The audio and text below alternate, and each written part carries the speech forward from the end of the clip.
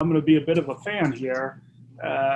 Talk about the impact you had on the game of professional basketball.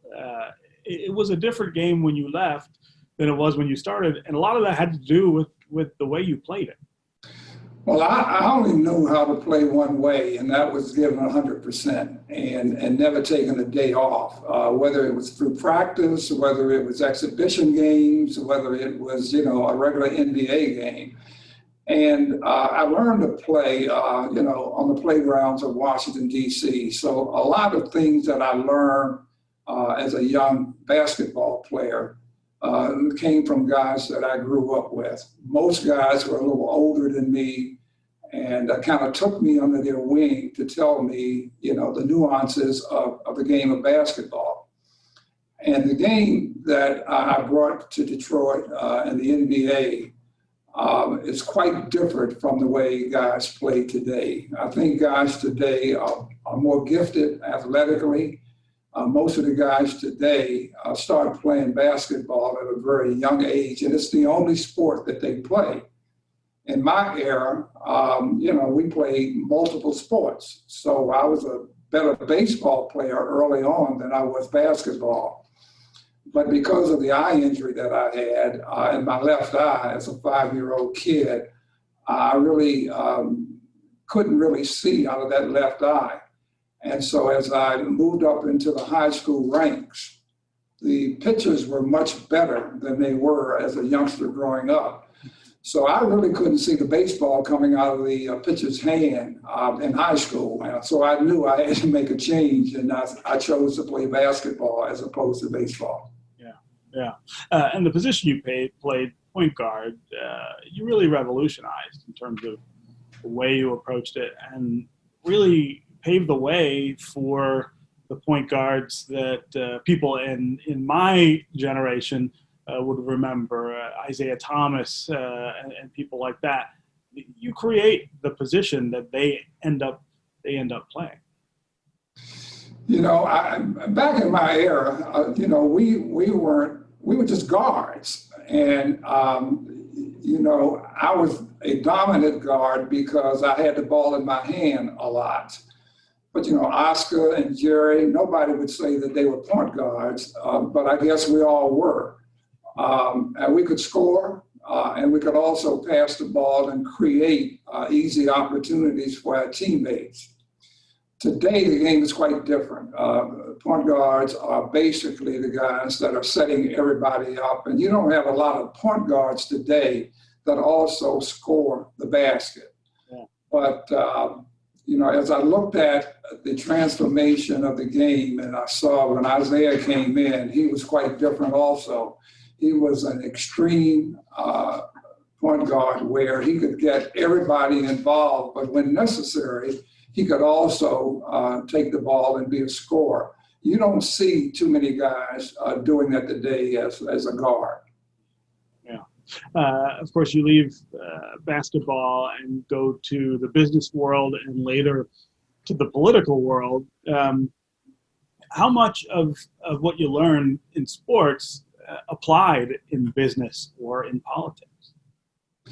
Well, I think a lot of it applied because you could be blessed by God with all kind of athletic ability as an individual player.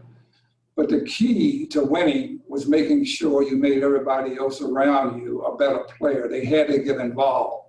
And so I did that early on. And as I got to the middle part of my career, I had been the high scorer for 5-6 years in a row with the Pistons until Bob Lanier came along.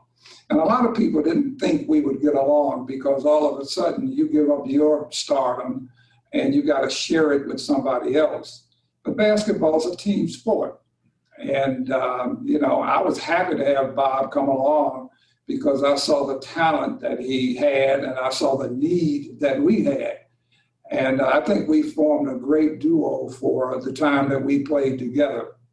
But you got to get along with people. You got to understand what your strengths and your weaknesses are. You got to understand the strengths of your teammates and their weaknesses. And I think as you go from sports and you go into the business arena, the same thing is true. You're not going to know everything, nor can you do everything. So the key is to identify talented people to surround yourself with and allow them to grow and express the talents that they have. And I think the same thing is true in politics.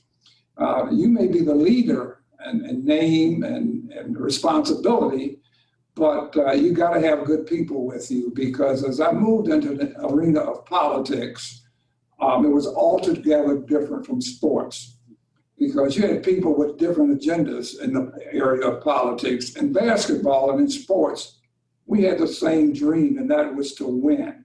And we did whatever was necessary to try to put ourselves in a position to win. Politics brought a whole lot of different agendas to the table, and you come in, and the nuances are, all of a sudden I got 14,000 people that I had to deal with. Basketball, I had 12 people.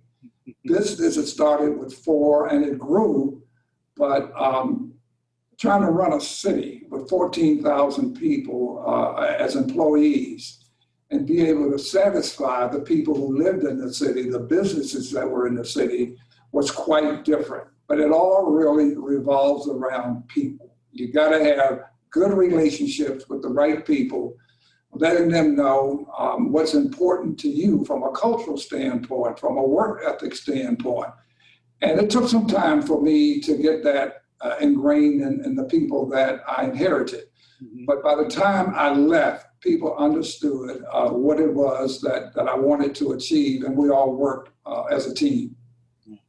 The work you're doing now with the Bing Institute, with young men in the city, I think is signature work. I mean, it really is the kind of thing that, as you say, brings you back full circle, but also forges ahead in a way that's really important in the mentorship space.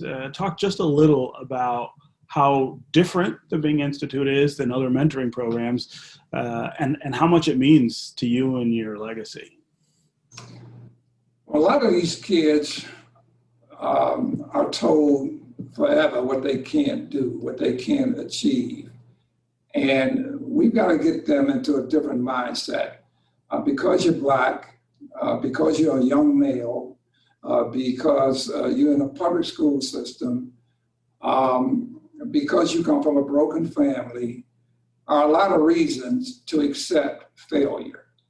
But our goal is to make sure that with all of these negatives that you grow up with, if you do the right thing, if you make sure that you understand how important education is, if you make sure that they understand how important family is and community and the city that you represent, you can take all of those negatives and turn them into a positive. And so one-on-one mentoring was what we thought was the most important thing, because a lot of these young men, or all of them, they really don't have a dad in their life. They're groomed by their mothers or their grandmothers or their aunts or their sisters or whatever. And especially when they become teenagers, it's very, very important that they have successful men in their lives, people who care about them, people who can advise them. And so that's really what we focus on. And I will tell you, it makes a major difference in the lives of these young men to have another man in their life. When I was in high school, all the way through school, there were men who were my mentors. I mean, I had science teachers, I had math teachers, I had history teachers, I had social studies teachers. There were doctors, there were lawyers, there were people in my neighborhood that were all men that I could look up to as my role model. But I was fortunate to come from a family where I had my dad in my life. And so I look at these young guys today, and if they don't have a man in their life at some point in time, it makes a significant difference. So the mentors that we have are guys that came from the same kind of environment that our kids, our boys come from. And we ask them not to try to be a surrogate dad. We ask them to be a friend. The mentoring It goes beyond, we're not educators.